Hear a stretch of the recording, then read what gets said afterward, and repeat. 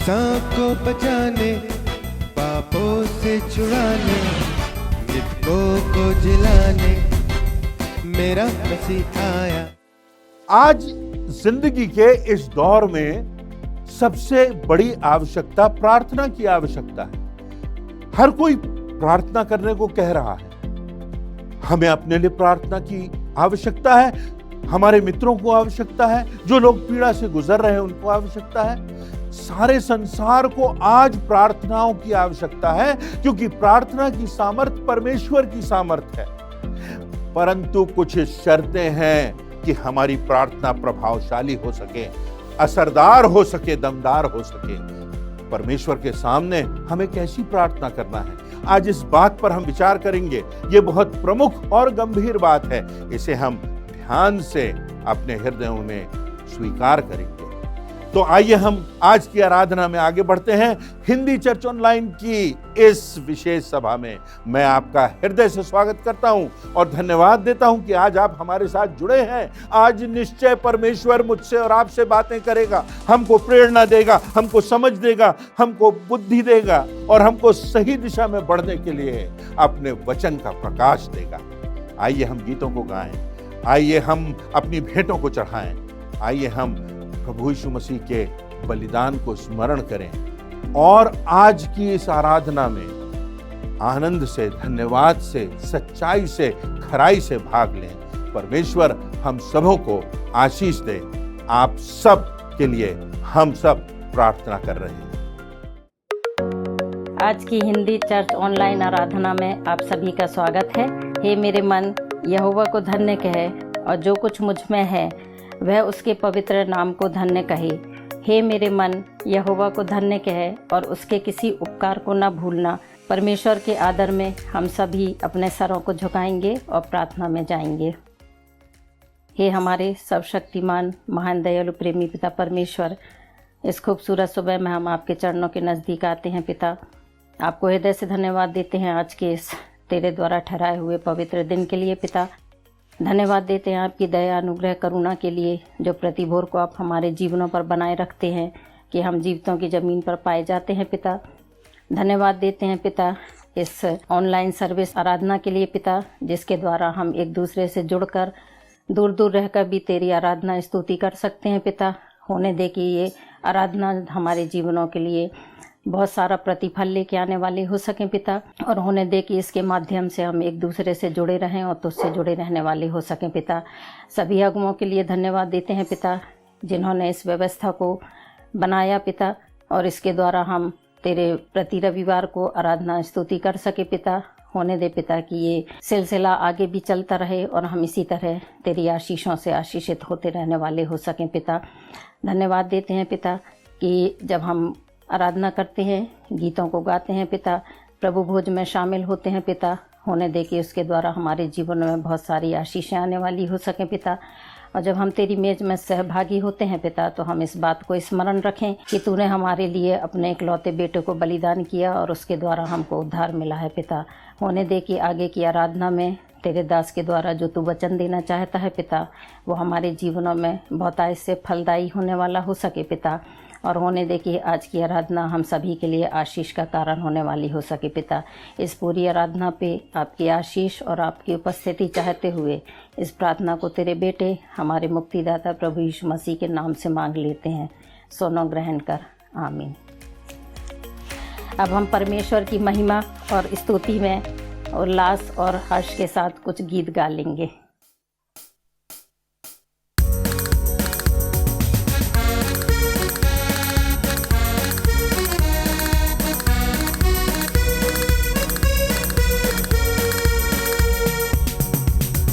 सोने वालों जागो और मुर्दों में से जी उठो, तो मसीह का नूर तुम पर चमकेगा। सोने वालों जागो और मुर्दों में से जी उठो, तो मसीह का नूर तुम पर चमकेगा। गौर से देखो कैसी चाल चलते हो, हो आहा हा। गौर से देखो कैसी चाल चलते हो,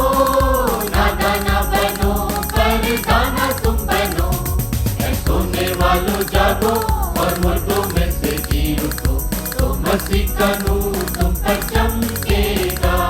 ऐ सोने वालों जागो और मुर्दों में से जी उठो, तो मसीह का नूर तुम पर चमकेगा। गुस्सा तो करो पर पाप न करो, ओ हो आहा हा आहा हा।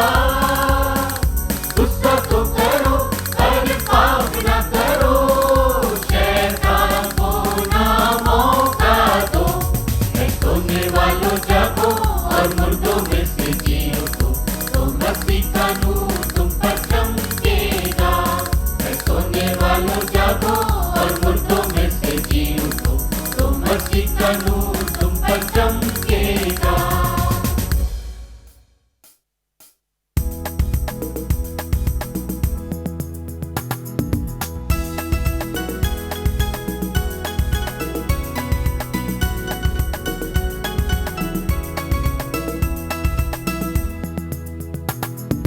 यीशु का हाथ हाथों में लेकर तूफानों में बढ़ता चलूंगा।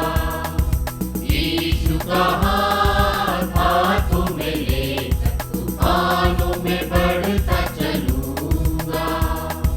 वो चाहे सामने आंधी या लहरें, मैं ना डरूंगा, मैं ना डरूंगा।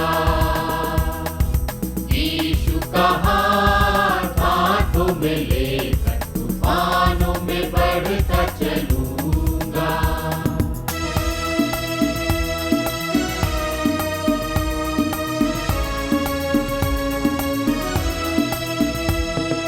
मेरे लिए जिसने दी जिंदगानी, मैं उसकी खिदमत सदा करूंगा।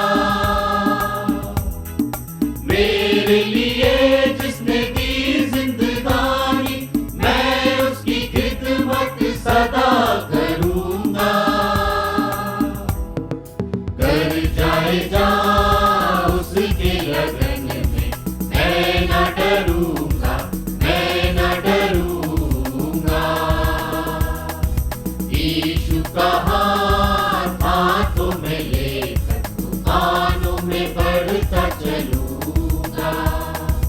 वो चाहे सामने आंधी या लहरें, मैं ना डरूंगा, मैं ना डरूंगा। यीशु का हाथ हाथों में लेकर तूफानों में बढ़ता चलूंगा।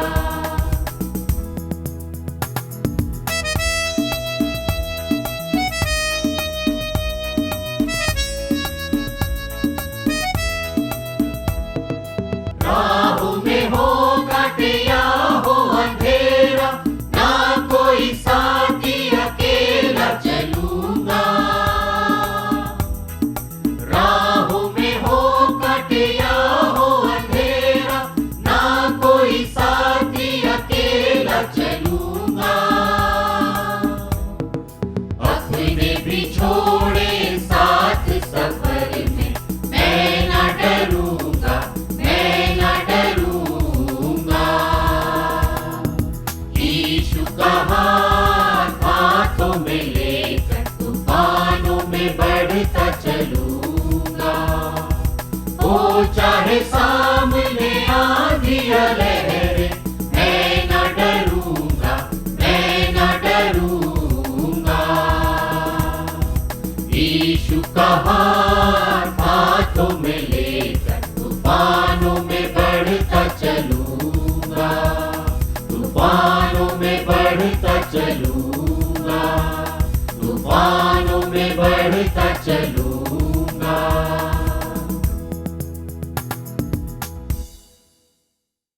आज की परिस्थितियों में प्रार्थना का महत्व बढ़ गया है।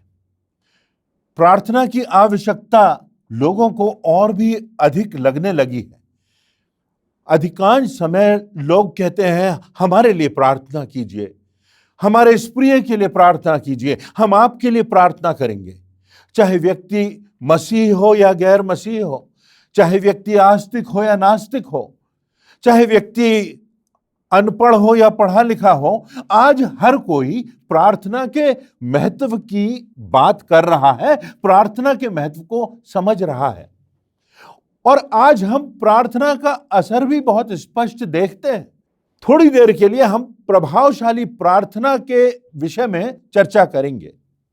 कैसे हमारी प्रार्थना प्रभावशाली हो सकती है, इस मुद्दे से जुड़े कुछ आयामों पर हम विचार करेंगे परमेश्वर के वचन से। लूका रचित सुसमाचार के 11वें अध्याय की 5वीं से 10वीं आयत में प्रभु यीशु मसीह ने एक शिक्षापूर्ण बात कही। उन्होंने कहा, तुम में से कौन है कि उसका एक मित्र हो, वह आधी रात को उसके पास आए और कहे, हे मित्र, मुझे 3 रोटियां दें, क्योंकि एक यात्री मित्र मेरे पास आया है और उसके आगे रखने को मेरे पास कोई भोजन नहीं है।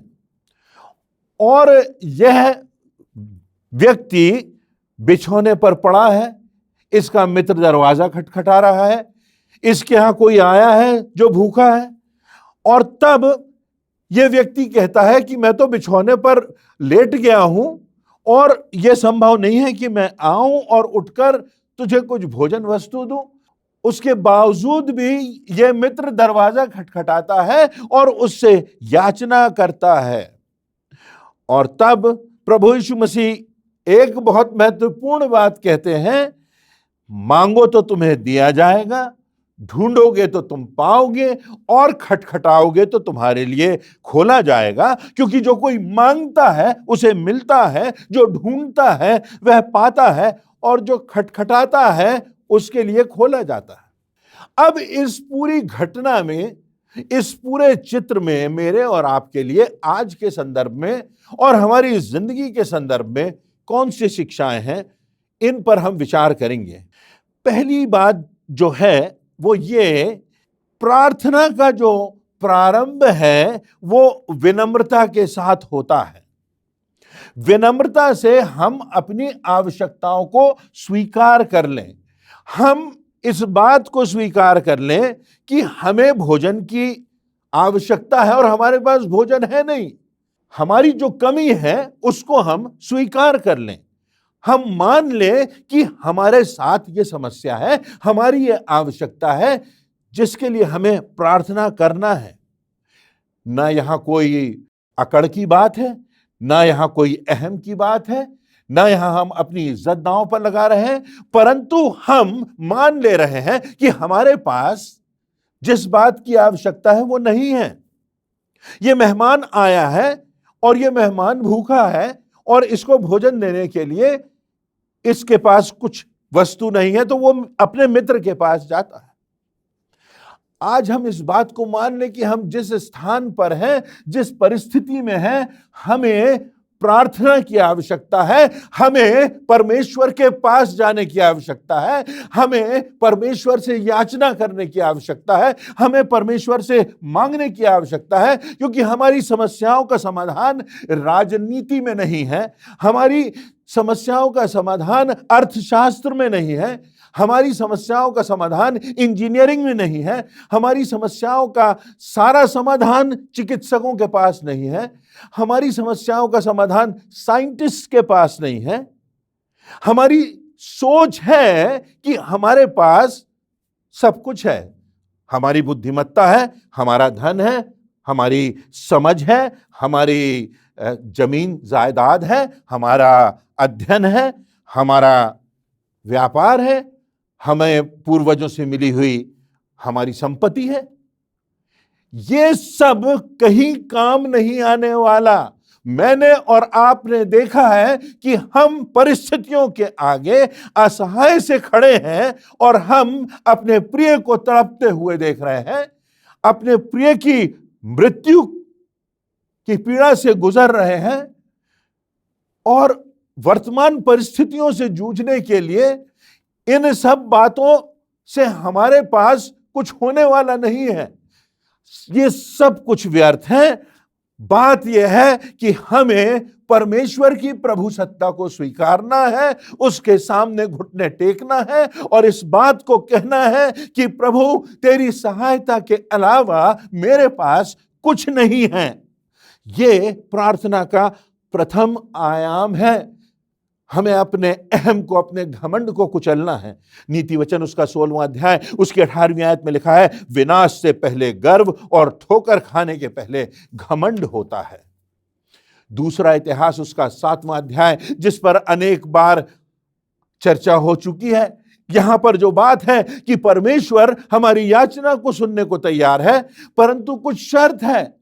यहां पर 2 शर्तें हैं कि यदि हम दीन होंगे, विनम्र होंगे और अपनी बुरी चाल से फिरेंगे, हमारा मन पश्चातापी होगा, और तब फिर परमेश्वर की प्रतिज्ञाएं हैं। यदि तुम दीन होगे, बुरी चाल से फिरोगे, तो मैं तुम्हें क्षमा करूंगा और तुम्हारे देश को आशीषित करूंगा, ज्यों का त्यों कर दूंगा, और तुम्हारी प्रार्थना पर मेरे कान लगे रहेंगे, तुम्हारे ऊपर मेरी दृष्टि लगी रहेगी। परंतु तुम्हें अपने इस अहम को त्यागना होगा, तुम्हें विनम्र होना होगा, और तुम्हें उस सच्चे जीवते परमेश्वर के पास जाना होगा। उस रास्ते पर अपने पैर बढ़ाना होंगे, जो रास्ता परमेश्वर का है, जिस रास्ते का द्वार प्रभु यीशु मसीह ने अपने बलिदान के द्वारा खोल दिया सारी मानव जाति के लिए। हमें परमेश्वर के पास घुटनों पर जाना है, विनम्रता से जाना है। दूसरी बात इस प्रभावशाली प्रार्थना के संदर्भ में, और वो ये कि हमारी प्रार्थना इस बात पर भी निर्भर करती है कि हमारा संबंध परमेश्वर से कितना मजबूत है, कितना सच्चा है और कितना घनिष्ठ है। एक बार विचित्र सी घटना हुई। दिल्ली के ओबेरॉय होटल में कुछ शेख आए, और वो उस स्थान से आए जहां पानी बहुत दुर्लभ है। और जब वो यहाँ आए हमारे देश में, और उन्होंने देखा कि यहाँ तो जितना पानी चाहिए यहाँ है, बस नल खोलो और पानी पानी, जितना पानी चाहिए, जितनी देर तक आपको स्नान करना है आप स्नान कर सकते हो। तो जाने के पहले वो नल निकाल करके ले गए, और उन्होंने सोचा कि इसको अगर हम अपने घर में लगा लेंगे, अपने देश में अपने घर में लगा लेंगे, तो पानी पानी आ जाएगा। ऐसा नहीं होता। मैं और आप जानते हैं यह बड़ी मूर्खतापूर्ण बात है। जब इस जल के स्रोत से ही हमारा संबंध नहीं है, तो ऐसे नल से क्या फायदा होगा? इसमें से कोई पानी नहीं आएगा। बात यह है कि क्या हमारा संबंध उस जल के, उस जिंदगी के, उस जीवन के स्रोत प्रभु यीशु मसीह से है, जो कहता है मैं मार्ग हूं, मैं सत्य हूं, मैं जीवन हूं, मैं जीवन का दाता हूं। क्या हमारा संबंध उस प्रभु यीशु मसीह से है? इस घटना के संदर्भ में यदि हम ध्यान दें तो हम पाते हैं कि इस व्यक्ति का अपने पड़ोसी मित्र से इतना गहरा संबंध था कि लगभग आधी रात को वो जाकर के उसका दरवाजा खटखटा सकता था। मेरे और आपके कुछ बहुत प्रिय मित्र होते हैं, भाई होते हैं, बहन होती हैं, हमारे गहन संबंध होते हैं कि हम किसी भी समय, किसी भी पहर, किसी भी परिस्थिति में उनको पुकार सकते हैं। जानते हैं कि वो हमारे लिए अपनी जिंदगी भी दांव पर लगा देंगे। आधी रात की बात है, व्यक्ति को भोजन की आवश्यकता है क्योंकि उसके यहां उसका कोई मित्र आया है जो भूखा है। ये असमय, अचानक से हुई बात है, अनापेक्षित है, अनायास है, और इसीलिए इसको अपने पड़ोसी के पास जाना पड़ता है कि कुछ भोजन मांग ले। हमारी जिंदगी में ये असमय कौन सी बात आ जाएगी, कब अनापेक्षित घटित हो जाएगा, इस संसार में कोई बात तय नहीं है। किसी ने कहा है एक बात तो निश्चित है कि संसार में सब कुछ अनिश्चित है। अचानक से कोई दुर्घटना हो जाती है, अनएक्सपेक्टेड हमारी जिंदगियों में होता है। ये अंधकार से भरा हुआ समय, ये अकेलेपन का समय, ये घोर निराशा का समय, ये विश्वासघात का समय हमारी जिंदगियों में आ जाता है। ये आधी रात का समय, ये अंधकार का समय हमारी जिंदगी में कब आ जाए ये हम नहीं जानते। दानियल के जीवन में ये समय आया जब वो सिंहों की मान में उसे डाला गया। शद्रक मेशक अबेदनगो की जिंदगी में यह समय आया जब वो आग की लपटों के बीच में पड़े थे। अय्यूब के जीवन में यह समय आया जब वो मृत्यु के तांडव के बीच से गुजर रहा था। योना के जीवन में यह समय आया जब वो मगरमच्छ ने उसे निगल लिया था। पौलुस के जीवन में अनेक बार यह समय आया और विशेषकर उस समय आया जब वो कैद में था, जब उस पर कोड़े बरसाए गए, जब उस पर पथरवाह किया गया। और प्रभु यीशु मसीह के जीवन में यह समय आया जब वो क्रूस पर मृत्यु के निकट था। जीवन में इस अंधकार का, इस मध्य रात्रि का समय कब आ जाए मैं और आप नहीं जानते। ये अनायास, ये अनएक्सपेक्टेड, ये डार्कनेस का समय कब आ जाए मैं और आप नहीं जानते। भजन संहिता उसका 66वां अध्याय 66 और उसकी 18वीं आयत में लिखा है, जो कि परमेश्वर से हमारे संबंधों की प्रमुखता की बात है। यदि मैं मन में अनर्थ बात सोचता तो प्रभु मेरी ना सुनता। अगर मैं तो चित्ता होता, मन में अनर्थ बात सोचता, मेरा मन अनर्थ बातों में लगा रहता, मेरा मन शैतानी बातों में लगा रहता, मेरा मन प्रपंचों में लगा रहता, तो परमेश्वर मेरी बात नहीं सुनता, प्रभु मेरी ना सुनता। नीति वचन उसके 15वें अध्याय की 29वीं आयत में लिखा है, यहोवा दुष्टों से दूर रहता है परंतु धर्मियों की प्रार्थना को वह सुनता है। यूहन्ना 9 उसकी 31वीं आयत में लिखा है, हम जानते हैं कि परमेश्वर पापियों की नहीं सुनता, पर यदि कोई परमेश्वर का भक्त हो और उसकी इच्छा पर चलता हो तो वह उसकी सुनता है। जो परमेश्वर का भक्त हो, जो उसकी इच्छा को प्राथमिकता देता है, जो उसके मार्ग पर चलता है। यूहन्ना 15 उसकी 14वीं आयत में लिखा है, जो कुछ मैं तुम्हें आज्ञा देता हूं यदि उसे करो तो तुम मेरे मित्र होगे। यदि तुम मेरी आज्ञाओं के अनुसार जीवन यापन करो तो तुम मेरे मित्र होगे। इसलिए सब बातें निर्भर करती हैं हमारे परमेश्वर के साथ संबंधों पर, हमारे परमेश्वर के साथ निकटता पर, हमारे परमेश्वर के साथ जो संबंध है उनकी अंतरंगता पर। हम परमेश्वर की दृष्टि में विश्वास योग्य और आज्ञाकारी हैं कि नहीं। चोर यह प्रार्थना नहीं कर सकता कि मुझे पुलिस से बचा लिया जाए। व्यभिचारी यह प्रार्थना नहीं कर सकता कि मुझे एड्स की बीमारी से बचा लिया जाए। जानबूझकर नशीली वस्तुएं और तंबाकू और गुटखा इत्यादि खाने वाला यह प्रार्थना क्या करेगा कि मुझे कैंसर से बचा लिया जाए। नशा करने वाला व्यक्ति, सीमाओं को पार करने वाला व्यक्ति, परमेश्वर की व्यवस्था को, उसके आदेशों को, उसकी वाचा को तोड़ने वाला व्यक्ति कैसे कह सकता है कि मुझे मृत्यु से बचा लिया जाए। कोई जुआरी कैसे प्रार्थना कर सकता है कि मुझको आर्थिक संकट से छुड़ा लिया जाए। यदि हम वचन के विरोध में चलें तो हमारे पास कोई वजह नहीं, कोई सामर्थ्य नहीं, कोई अधिकार नहीं कि हम परमेश्वर से कुछ मांगे। इसलिए हमारा संबंध परमेश्वर के साथ बहुत मजबूत होना चाहिए। और तब प्रभु यीशु मसीह के द्वारा, जिसने हमारे और परमेश्वर के संबंधों को जोड़ने के लिए अपनी देह को तोड़ दिया, अपना रक्त बहा दिया, वो प्रभु यीशु मसीह यदि मेरे और आपके जीवन में है तो हमारा परमेश्वर के साथ बहुत मजबूत संबंध है।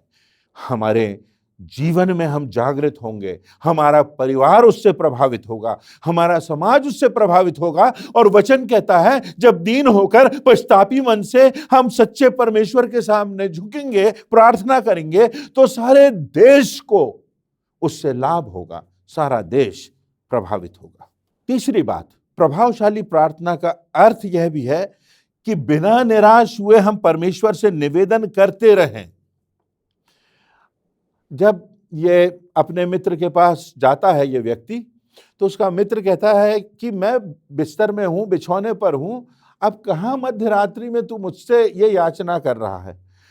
परंतु वो मांगता रहा, वो याचना करता रहा, वो खटखटाता रहा, वो निरंतर उससे मांगता रहा।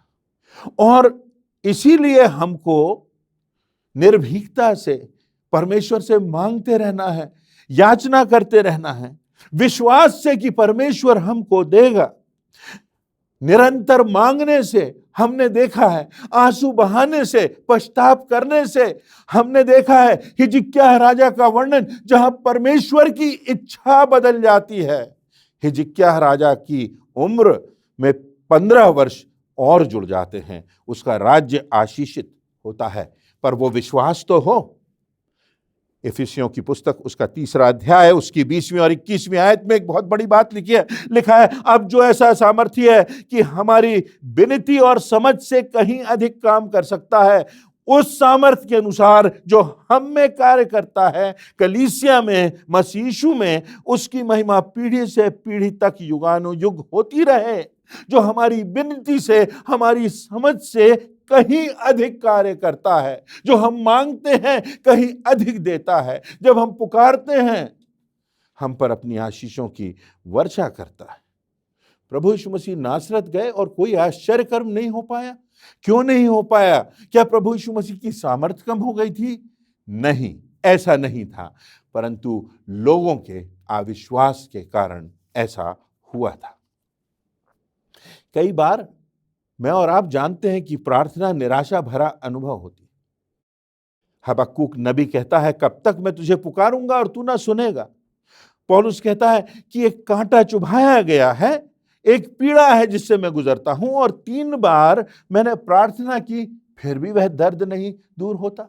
परमेश्वर उससे कहता है, मेरा अनुग्रह ही तेरे लिए काफी है। इब्राहिम ने प्रार्थना की कि सदोम और अमोरा किसी प्रकार बच जाएं, परंतु परमेश्वर ने सदोम और अमोरा को आग और गंधक से नाश कर दिया। मूसा ने प्रार्थना की कि वह प्रतिज्ञा किए हुए देश में जा सके, परंतु वह यरदन के इस पार ही मृत्यु को प्राप्त हो गया। दाऊद ने प्रार्थना की कि उसका बच्चा बच जाए, परंतु उसका बच्चा मर गया। प्रभु यीशु मसीह ने प्रार्थना की, काश यह कटोरा मुझसे टल जाए, परंतु प्रभु यीशु मसीह को वो मृत्यु का स्वाद चखना पड़ा। जब हम अपनी पीड़ा के परिप्रेक्ष्य में परमेश्वर को समझने का प्रयास करते हैं, जब हम अपने दर्द के परिप्रेक्ष्य में परमेश्वर से प्रश्न करते हैं, तो ये चीज उचित नहीं है।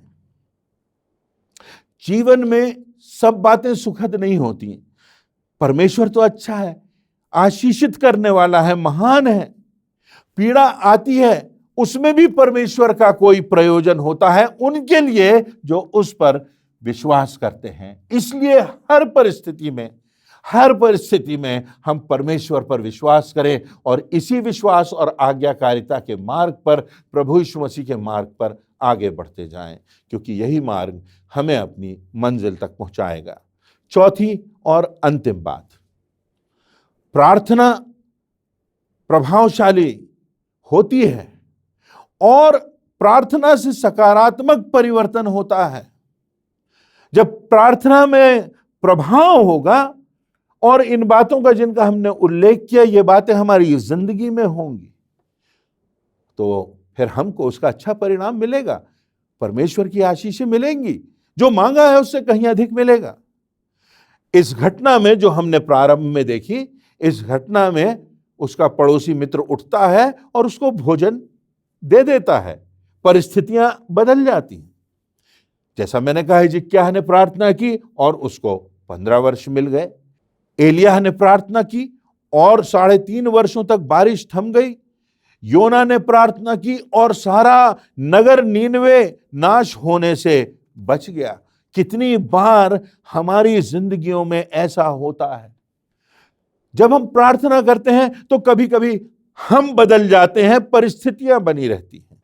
किसी ने बहुत खूबसूरती से लिखा है, मैंने परमेश्वर से सामर्थ्य मांगी कि मैं आगे बढ़ सकूं, परंतु परमेश्वर ने मुझे कमजोर कर दिया कि मैं उस पर निर्भर होना सीखूं।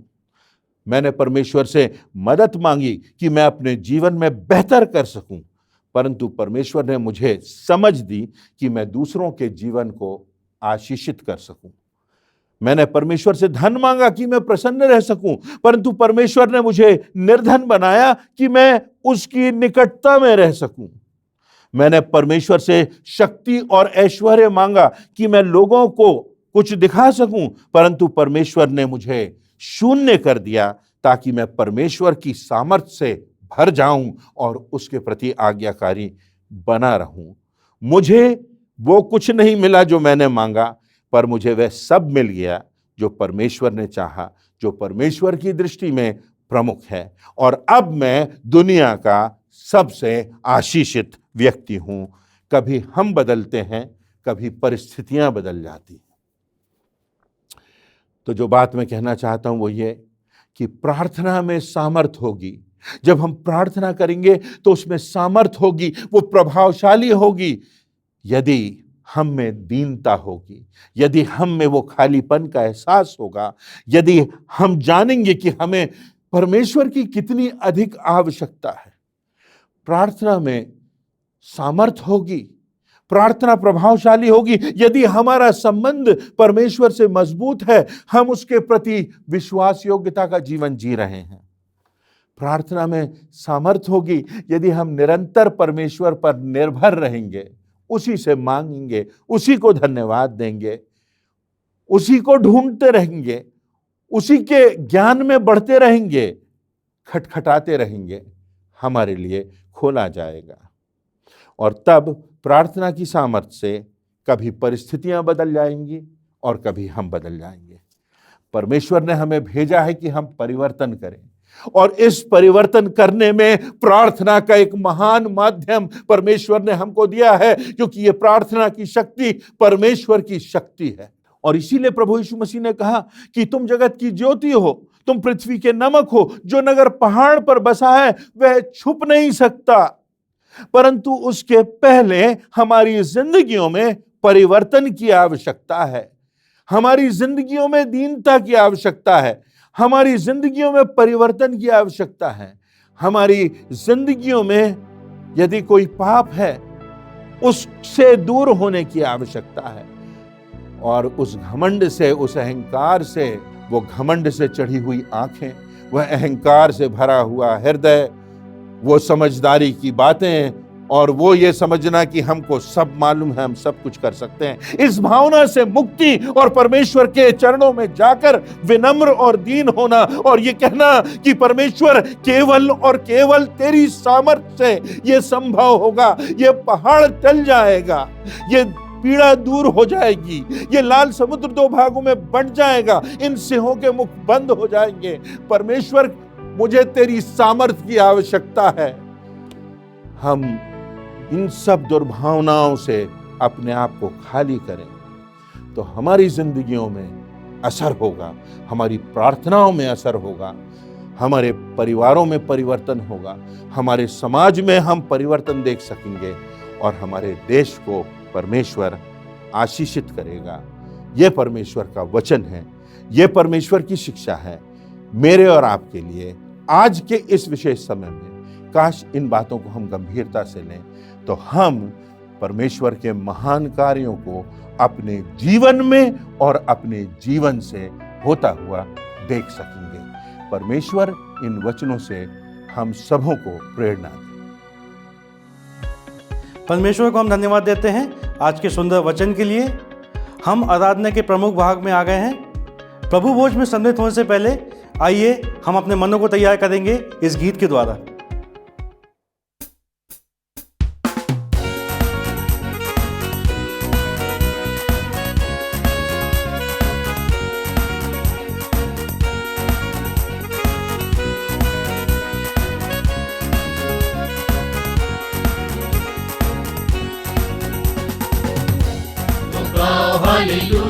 हालेलुया, तो गाओ हालेलुया, तो गाओ हालेलुया, तो गाओ हालेलुया। यीशु ने हमें बचाया है पापों के जाल से, यीशु ने हमें छुड़ाया है शैतान की चाल से। तो गाओ हालेलुया, तो गाओ हालेलुया।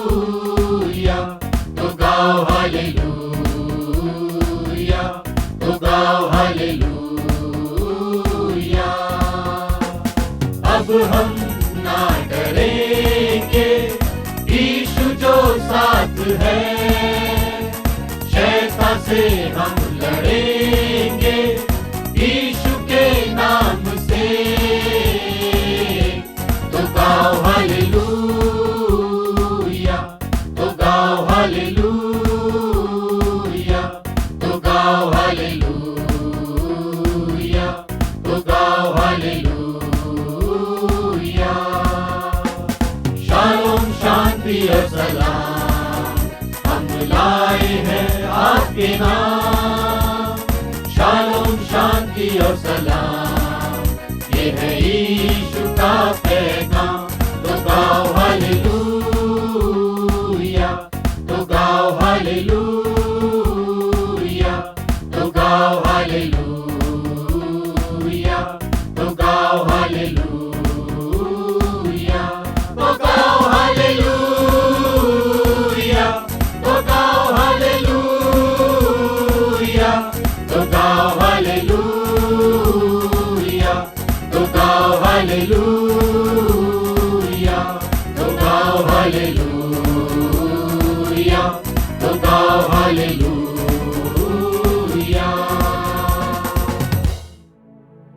हम आराधना के केंद्रीय भाग में पहुंच चुके हैं और प्रभु भोज की इस विधि में शामिल होंगे।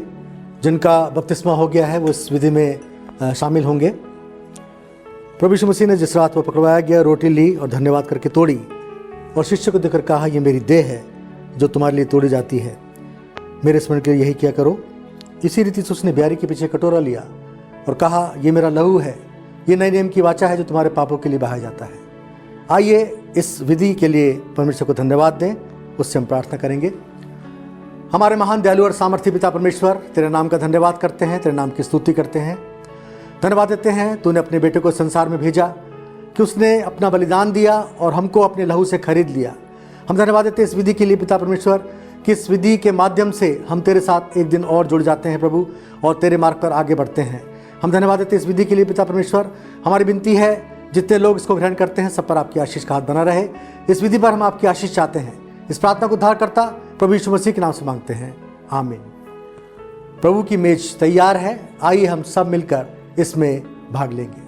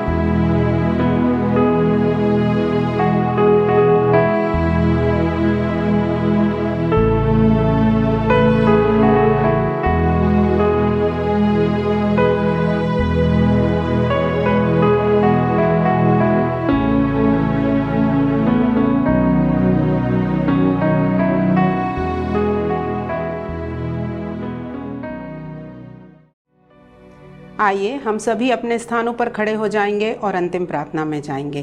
प्रार्थना के पश्चात प्रार्थना के रूप में कोरस को गा लेंगे और उसके पश्चात अंतिम आशीष ग्रहण करके आज की आराधना को समाप्त करेंगे। आइए हम प्रार्थना करें। धन्यवाद धन्यवाद प्रभु जी आज के सुंदर दिन के लिए, इस सुंदर अवसर के लिए जो हमें हिंदी चर्च ऑनलाइन के माध्यम से मिलता है कि हम आराधना में सम्मिलित हो सकते हैं, गीतों को गा सकते हैं और वचन को सुन सकते हैं। प्रभु जी धन्यवाद देते हैं कि वचन हमको प्रेरणा देता है निरंतर विश्वास के साथ आगे बढ़ने की। प्रभु जी आज के वचन के लिए आपको विशेष रूप से धन्यवाद देते हैं। प्रभु जी हमें दिन गिनने की समझ दीजिए कि हम बुद्धिमान हो जाएं और हम जाने कि हम मिट्टी हैं और हमें मिट्टी में ही मिल जाना है। प्रभु जी पवित्रता और ईमानदारी के साथ हमेशा आपकी राह में आगे बढ़ते चले जाएं। आज की आराधना के लिए आपको एक बार फिर से धन्यवाद देते हैं। प्रभु जी, आपको धन्यवाद देते हैं कि आपकी दया करुणा निरंतर हमारे जीवनों में बनी रहती है। आपको धन्यवाद देते हैं। प्रार्थना करते हैं आगे के दिनों के लिए, आगे के सप्ताह को आपके हाथ में सौंपते हैं और इस विनती को प्रभु यीशु मसीह के नाम से होकर मांग लेते हैं। आमीन। पवित्र आत्मा, पवित्र आत्मा, मुझ ले चल मसीह के चरणों में। पवित्र आत्मा, पवित्र आत्मा, पवित्र आत्मा, मुझ ले चल मसीह के चरणों में। पवित्र आत्मा, सिर्फ तेरे लिए यीशु, तेरे लिए, सिर्फ तेरे लिए यीशु, तेरे लिए, सिर्फ तेरे लिए यीशु, तेरे लिए मैं हाथ उठाता हूँ। पवित्र आत्मा, पवित्र आत्मा, मुझ ले चल मसीह के चरणों में। पवित्र आत्मा।